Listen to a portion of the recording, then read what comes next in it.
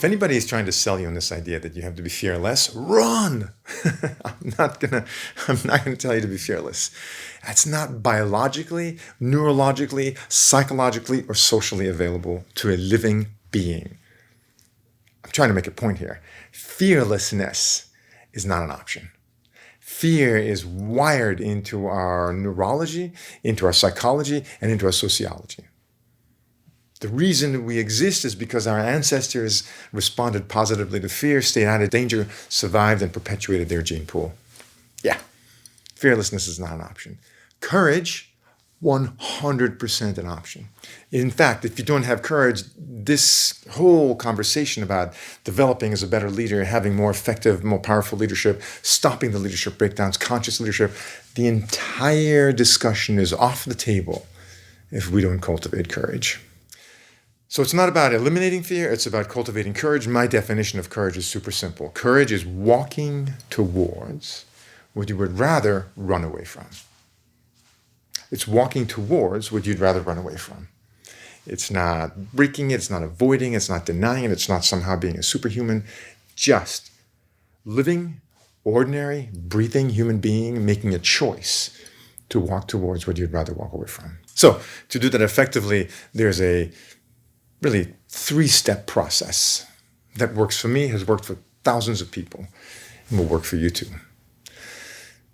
The first step of courage, remember, walking towards what you'd rather run away from. The first step of courage is what I call to feel. The first step is not to do anything, but just to really get present. And part of what it means to be an awake human being, a conscious leader, is to be present. And so to feel is to be present. To be present to what? To your sensations, your body experience, what's happening when I'm feeling the fear, the palpitating heart, the heat around the neck, the tingling and sweat in the hands, the churning of the gut. Yeah, all the stuff that you're going, dude, why are you telling me to feel this? It's aversive. It's no fun. It's kind of gross. But there lies the issue. It's not being willing to feel the actual present state sensation of fear that has us running from it. Running where? Running to work, running to the gym, running to alcohol, running to drugs, running to relationship, running to business, running to the TV. You get where I'm going?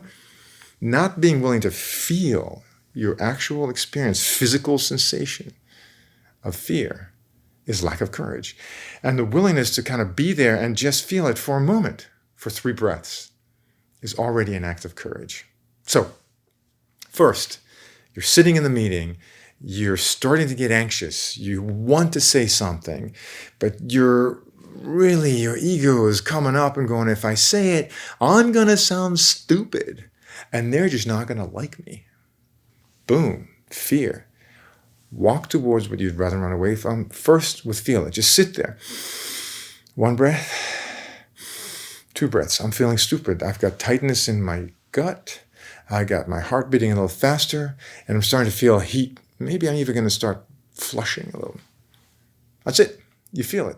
There's some remarkable evidence in research that when you label and feel what you're experiencing, you already begin to diminish it. The second part is face. Face it. So I'm sitting there in that meeting. You're sitting there in that meeting. I'm anxious because I want to say something. I feel the sensations and I ask myself, what am I really afraid of? Face it. What is this? Name it. By facing it, I can actually recognize it. I name it. I'm afraid that I'm going to sound like an idiot. Name it further.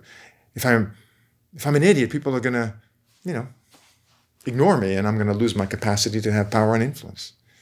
I actually sit in meetings and I will write this down in a little piece of paper. So I'm feeling it, I face it, name it. That brings us to the third part.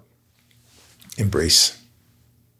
Embrace is where you finally sort of move towards it, right? So feel as I'm here, face is I'm turning from running away to facing it, and embrace as I do something. What am I going to do? I'm going to write down my idea so I don't come off jerky in the conversation. And I'm going to say what I have to say. So what happened in this meeting? I sit there. I'm anxious about an idea that I have, afraid that I'll sound like an idiot and be rejected. I feel the sensations in my body. I write down my fear, and then I write down my idea, and then I speak. And maybe my voice is a little shaky. Maybe the words aren't perfect. It doesn't matter. It was an act of courage. And every single time you do that, it gets easier. We cannot have a conversation about conscious leadership. We cannot have a conversation about stopping the breakdowns in leadership without this skill of cultivating courage.